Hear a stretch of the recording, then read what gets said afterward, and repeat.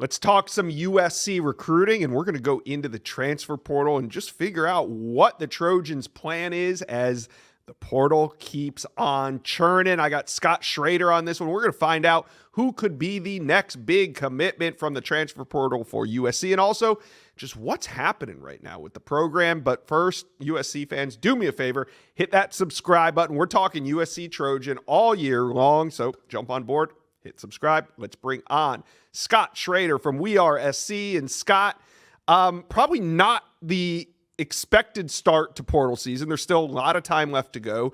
A lot of guys leaving. Some we knew were going to go. Some maybe we didn't expect. What's your take right now on where things stand with USC in this transfer portal? Well, they obviously they had some work to do without anybody leaving. Maybe not at the receiver position and so on, but they had some issues that they had to address seriously on the lines, maybe the front seven on defense and the offensive line, and they really haven't lost anybody that they maybe weren't expecting to, except Amos Talalele. But the losses of Quentin Joyner, running back, sophomore running back, to be, he's would be a junior coming up next year, and Deuce Robinson and Zachariah Branch. Those are obviously huge losses, and it just kind of continues the trend of USC losing, most of their top ranked recruits over the last few years. Yeah. Now, when it comes to, losing guys, are these financial decisions?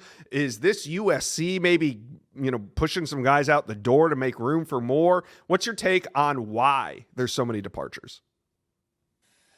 You probably had conversations with guys covering many schools on this, right? And it's not one thing. And there certainly is NIL issues. That was probably what was behind the running back departing. Is USC kind of feels like they can go out and get a proven running back for this amount, and the running back on the roster wanted twice that much. So you run into a situation like that. You run into a situation to where maybe it's a combination of it feels like to maybe somebody like Deuce that they're making a bigger priority out of somebody else. So it might be the number of touches, it might be NIL. There's a number of things, and then there's also some issues to where maybe some of the guys aren't happy with the coaching and the development that they're getting.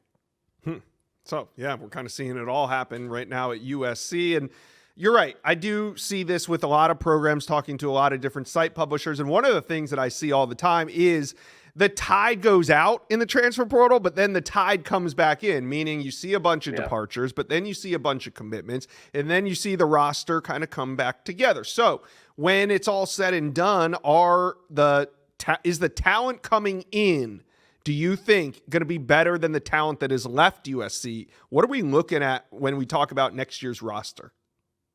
Well, I think based off of who's in the transfer portal, and it looks like USC has maybe a shot at, whether they're seriously talking to them, or there's talks about taking visits, or whether they've already set them up. It's a situation to where there's just not that many receivers out there that you're going to go replace Deuce Robinson and Zachariah Branch. They had brought in Joe Williams from, I forget where Joe Williams is from. He's Georgia Tech.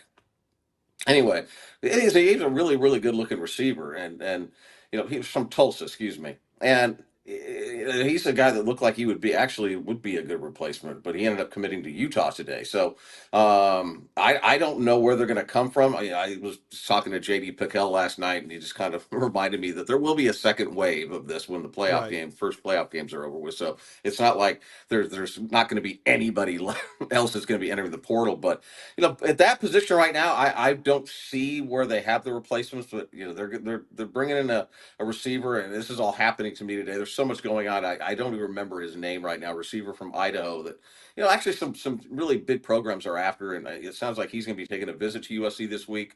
But defensive lineman they brought in this week they brought in David Blay, who is from Louisiana Tech. They brought in John Jarrett from Georgia. They brought in last weekend Keyshawn Silver from Kentucky, and then Nathan Johnson from Appalachian State. He's an edge.